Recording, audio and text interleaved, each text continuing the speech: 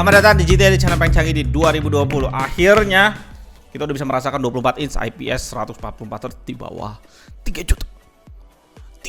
Dan ini ada salah satu yang menurut gue paling mahal. Tapi gue mau komentar untuk Asus sampai mau masuk ke ranah ini sih gue cukup salut. Walaupun kita tahu tipe ini bukan yang murah-murah banget kalau dibandingin sama kompetitornya brand lain. Tapi at least kapan lagi brand Asus di 2 jutaan. Di dusnya gede-gede nampilin In Search of Incredible yang kalau gue relate sama desain yang dipakai monitor ini sih ya kurang nyambung ya. Incredible ini di mana? Marketingnya bisa kalian lihat di dusnya dan gak ada yang buat gue tertarik untuk bahas. Jadi kita langsung masuk ke dalam isinya aja. 24 inch entry level tuh asik dari sisi compact dusnya. Kalian bisa lihat dusnya itu tipis dan gak banyak rongga kosong di dalamnya. Dari sisi bisnis tuh ini monitor hemat ongkir dan space-nya bisa naruh banyak ya dibandingin monitor curve yang dimana dusnya itu gede-gede buat amanin monitor curve itu yang melengkung-melengkung gitu. Jadi gabusnya kan banyak gitu. Aksesoris yang kita dapat tuh sederhana aja, satu kabel HDMI dan satu port power plus kitab-kitab ya yang menurut gua sih nggak penting ya, tapi kalau buat lu penting ya gua mention aja di sini. Berikutnya di sini kita bisa langsung lihat kita dapetin stand monitornya dan kakinya kita nggak dapat, jadi kakinya pasti udah nempel sama monitornya, jadi kita nggak usah assemble lagi. Kalau kalian perhatiin standnya ini bahannya karbon reflektif gitu, keren kalau kalian kenain cahaya.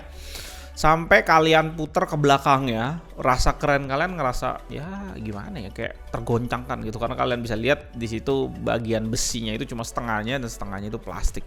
Yang memang ini sih udah cukup untuk monitor 24 inch, tapi pasti kita akan ngerasa ya kurang kokoh sedikit. Untuk kakinya yang nempel di monitornya itu kecil aja dan terbuat dari besi juga, ya lumayan lah seperti pada monitor 24 inch pada umumnya yang tidak ada ergonomic stand. Bahan yang dipakai di belakang monitor seperti pada umumnya itu ya kita udah sering lihat itu plastik dengan finishing karbon kasar matte batu pasir. Dan di sini kita bisa langsung lihat lubang pembuangan panas yang nggak nanggung-nanggung. Dibuka sama Asus hampir dari ujung ke ujung kiri sampai ke ujung kanan. Logo Asus di sana yang dibikin cukup gede dan warnanya agak samar-samar, kalau kalian nggak perhatiin tuh nggak terlalu kelihatan, dan di bawahnya ada face 10x10 cm. Nah untuk port di sini kita bisa lihat sama-sama. Yang pertama kita dapat port power, berikut satu port HDMI, berikutnya ada satu port display port, berikut satu port audio jack 3,5 mm, dan port terakhir ini yang mau super gua kritisi. Ngapain monitor gaming ada port D-Sub atau VG yang jadul banget, tua, analog juga, dan nggak bisa push ke 144 Hz. Gue sih nggak habis pikir di sini. Gue coba masuk ke pemikiran Asus saat bikin monitor ini. Mungkin Asus mau nge-reach, ngejangkau orang-orang yang pakai peripheral PC yang lama ya zaman dulu, tapi nggak bisa push gaming ke 144 Hz ya, jadi nggak guna gitu. Atau Asus mau monitor ini bisa jadi second monitor, dimana di sini argumen gue siapa yang mau pakai monitor 3 juta 24 inch buat second monitornya, dimana dari segi spek 144 Hz itu sebenarnya cocok untuk main monitor. Gue lebih prefer Asus buang port ini dan turunin harganya dengan potong biaya licensing port D-Sub. Kenapa harus ada port D-Sub di sini? Ampun. Semua portnya di sini gue nggak tahu versi berapa karena di website juga nggak ditulis. Tapi untungnya pas gue tes pakai HDMI-nya udah bisa support 144 Hz. Dan untuk port display portnya harus kalian gunain kalau kalian mau pakai G-Sync compatible di monitor ini, karena ini monitor FreeSync. Jadi sekali lagi ini monitor FreeSync yang bisa kalian pakai G-Sync-nya kalau kalian pakai display port dan VGA kalian Nvidia. Tolong jangan ditanya lagi. Karena banyak banget pertanyaan yang ngulang-ngulang kayak gitu terus, dan gue jawabnya udah beratus-ratus kali kayaknya. Untuk portnya di sini sih udah enak banget untuk pakai VESA karena tipe colokannya udah dari bawah. Jadi kalian gak usah pusing lagi, gak usah beli lagi kabel-kabel tipe L. Monitor ini udah tipe yang bezel-less, pastinya ya udah monitor masa kini udah bezel-less dengan ketebalan preset bezel-lessnya itu di 0,6 cm.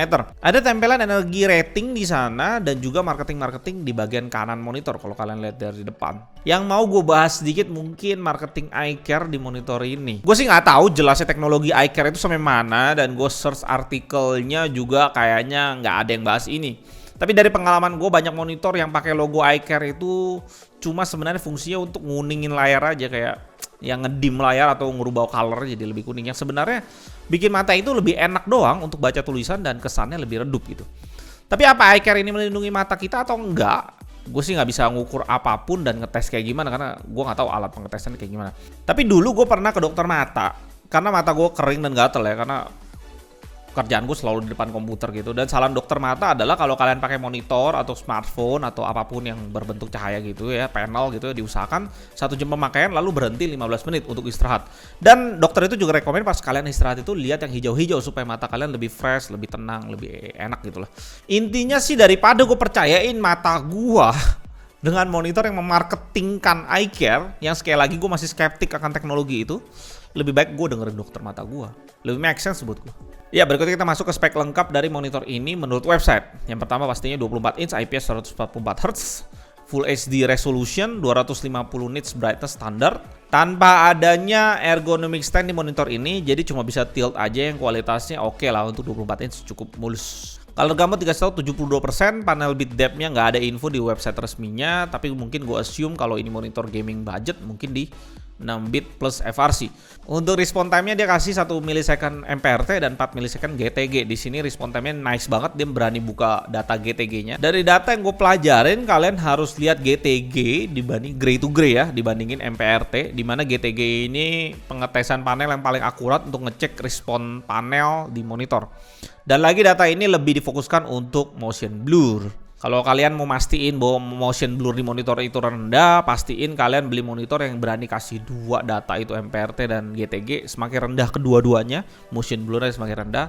Dan kalian harus lihat review orang ngetes di UFO pastinya. Tes UFO blurnya ada berapa bayangan gitu ya. Speaker juga dikasih di monitor ini 2 watt kali 2 yang kita pasti akan tes sama-sama. Oke, di sini gue maksimalin semua sound yang bisa gue maksimalin dari Windows gue 100-in dan dari monitor gue 100-in dan kita denger sama-sama.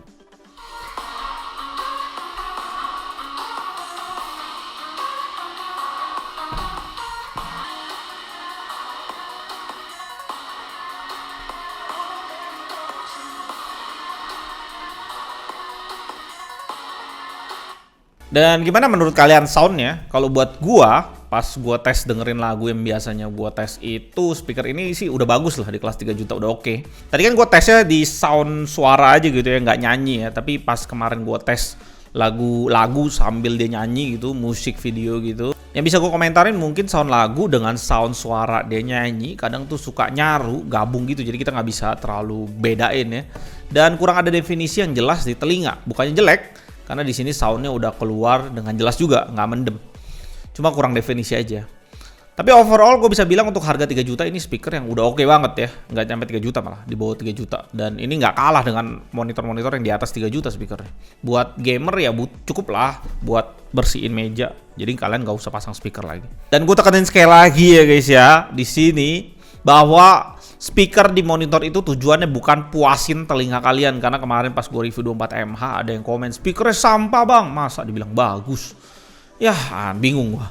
Ya tujuannya speaker monitor itu lebih ke arah clean meja, tapi ekspektasi orang yang beli itu kayaknya setinggi langit gitu ya. Jadi nggak make sense aja buat gua.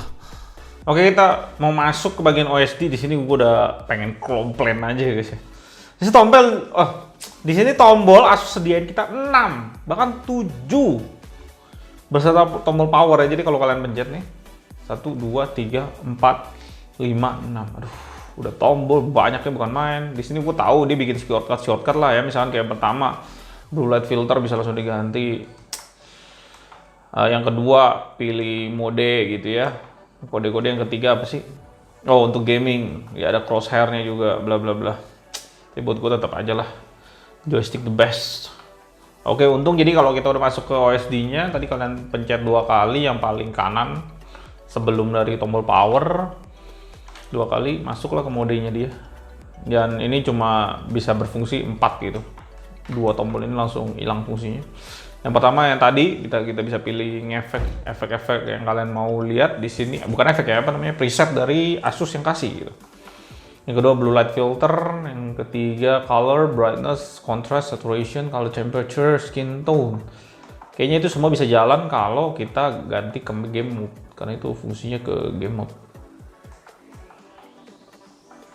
Ya, seperti gue duga, karena gue pernah punya monitor Asus juga, jadi gue tahu di sini ke skin tone untuk ngerubah warna kulit orang bisa kalian rubah-rubah jadi merah atau kuning gitu ya. Blue light filter ini yang mungkin dia marketingin dengan apa sih, eye care gitu loh ya. Sebenarnya cuma nurunin brightness sama kontras. Nggak gimana penting buat gue. Oke, blue light filter gue nyalain merubah game mode ya.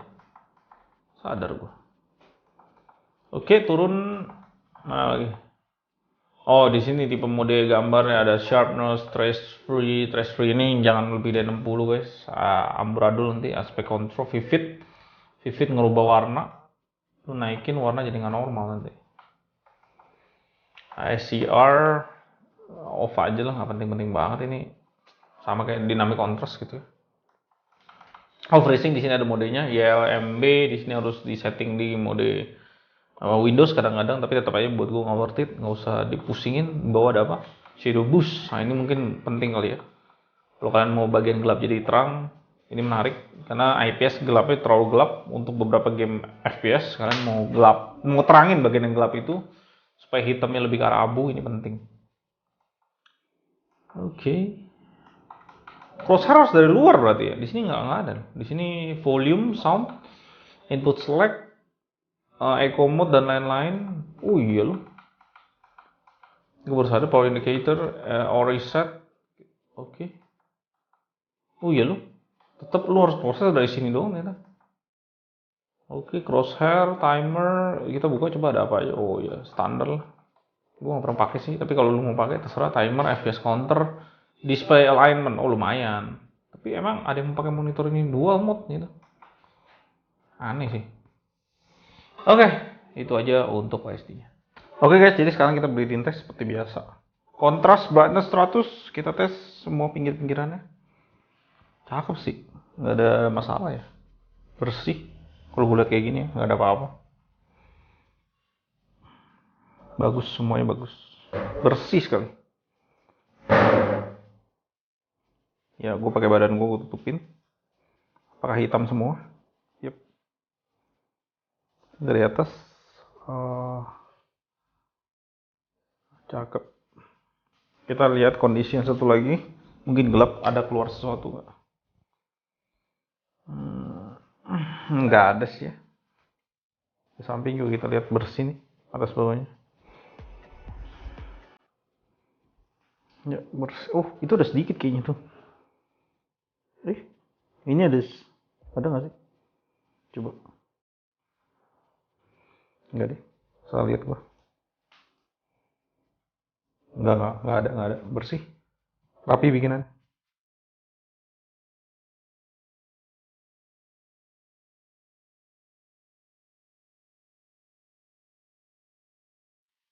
Berikutnya pengetesan data color untuk menguji monitor ini lebih dalam. Di sini cukup oke. Untuk color gamutnya kita bisa dapetin 99% sRGB, 81% Adobe RGB, 81% DCI-P3, 76% NTSC. Saat kita tes brightness-nya di sini cukup mengejutkan, di mana monitor ini bisa sampai di 310,5 poin dan 310,3 poin nits di dua pengetesan kita saat kita setting di 100% brightness. Di mana speknya hanya kasih kita di 250. Dan kontrasnya juga di sini kita bisa dapetin 1220, di mana untuk IPS itu udah tinggi banget. Untuk uniformity brightness ini bagus sekali, di mana dari 9 titik pengetesan di panel ini perbedaannya paling jauh hanya sampai 1,3 poin di beberapa pengetesan brightness, dan ini nice sekali, nice banget. Yang paling asik itu adalah color akurasinya. Memang monitor gaming sekarang untuk color nggak bisa diremehin. Di mana ini 99% semua warna yang dites di sini semuanya di bawah delta E1 yang akurat sekali kalau menurut data itu. Tapi memang birunya 1F di sini bisa ngacir ke delta E4 ya, oke lah. Pengetesan lengkapnya nanti gue slideshow di akhir video buat kalian yang mau ngecek sampai detail banget. Oke, monitor ini bisa kita dapetin di harga 3 juta kembali 1000 dengan sistem garansi full 3 tahun. Dan Asus di sini memiliki pesaing yang super gila-gila di kelas 144Hz IPS 24 inch. Ada Philips 242 M8 di 2,6 juta, AOC 24G2 di 2,8 juta, dan MSI G241 di 3,4 juta. Oke, overall yang dikasih Asus menurut gue udah oke banget. Tapi nanti gue mau bikin satu video yang pengen membahas satu hal yang dikasih AOC dan Philips yang langsung ngebantai Asus ini. Dan thank you banget, info ini kita dapetin dari salah satu subscriber kita yang kritis banget ngeliatin spek di 3 monitor ini ya, terutama yang tadi Asus, AOC, dan Philips. Ya, itulah monitor Asus yang bisa kalian dapetin di harga yang masih 2 juta dengan garansi 3 tahun full, dan kalian bisa langsung ngerasain IPS 144Hz. Buat gua ini monitor udah oke, tapi sekali dia perang sama AOC dan Philips, sorry to say, walaupun gua belum lihat AOC 24G2, tapi feeling gua tetap AOC menang dari berbagai sisi. Selain dari satu hal yang tadi gua ada mention yang gua pengen bikin videonya, AOC juga udah kasih ke kita ergonomic stand plus speaker juga. Itu nilai plus yang langsung bisa kita rasain di monitor AOC. Gimana menurut kalian? Asus sampai mau masuk ke peperangan di kelas ini sih gua rasa memang masyarakat Indonesia dan masyarakat dunia butuh 144Hz yang lebih banyak pilihan lagi dengan harga yang lebih terjangkau dan gak lebih dari 3 juta. Gue Elduin dari GTA ID, sampai jumpa di video berikutnya dan tetap